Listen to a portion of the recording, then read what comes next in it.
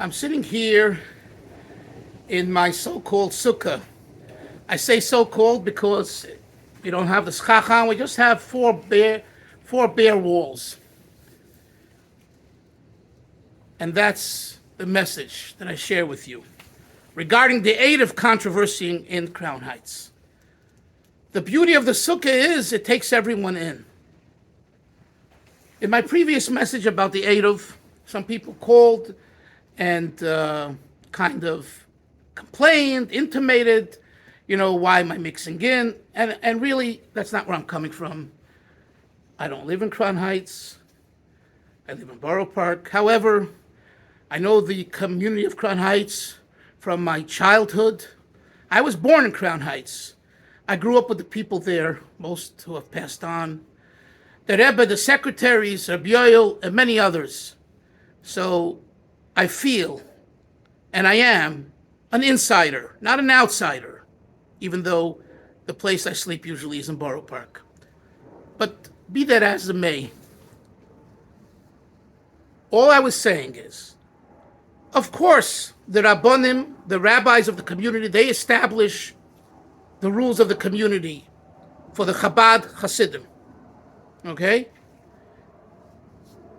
If the rabbis say it's forbidden to have an Eiruv in Crown Heights, that's the way it is. If you're not happy with their ruling, take them to other rabbis and see if other rabbis can overrule them. I'm not coming from that perspective. I'm coming from a very simple perspective. When we have people living in a community who are unhappy and want to find a way to be part of the community, it behooves the rabbis and the leadership of that community to give them some platform, to give them recognition. That's all I'm saying. And at the end, the ruling might be, we feel for you, we understand you, but we believe that Rebbe didn't want this, and this is the way it is. And that's it. But show them that you care for them. These are your people. These are our people. There is a big element today in Crown Heights of young people who want an Eiruv. The women don't want to be stuck in the home. And trust me, the first time that I saw a woman pushing a stroller on Shabbos, I had to control myself from going over to her and saying, this is not allowed here. Stop it, please. Respect our community. And I know some probably are thinking, well, why didn't you do that? Because it would be worse. It wouldn't accomplish that she should come closer. So we have to find ways of bringing the message across. And that's the sukkah incorporates everyone. In other words, we Lubavitchers will take in anyone into our sukkah. We'll take anyone that's not yet religious or has lifestyle issues that are very antithetical to Torah. We'll take them in. We'll embrace them. But our own, we push aside. You know better. You went to Beis Rivka. You went to Lubavitch Yeshiva. You went to Oleh Torah. My dear friends,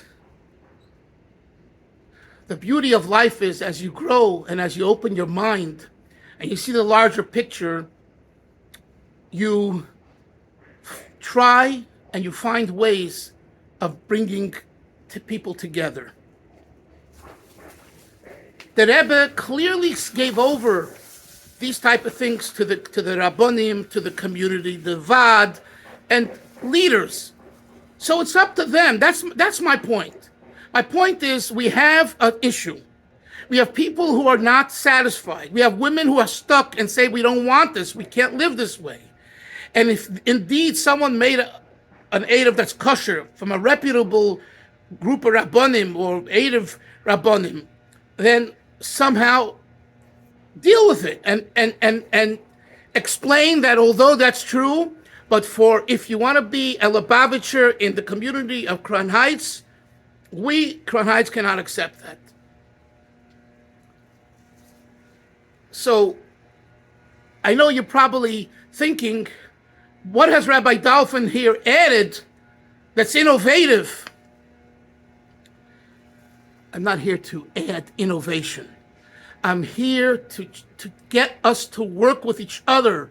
And I'm talking primarily to the leaders of the community, the Vadakol, the Rabbonim, Rabboisai. Please listen to the child cry.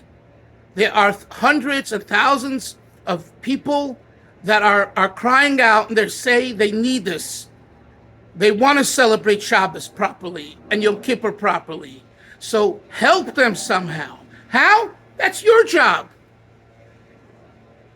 May Hashem help that from our foundation of willingness to work together and to really, as the Rebbe Rashab says in the Maimer Cholzu, which I'm teaching now and encourage you to learn or listen to on my YouTube channel, come from that perspective of Avas Yisrael.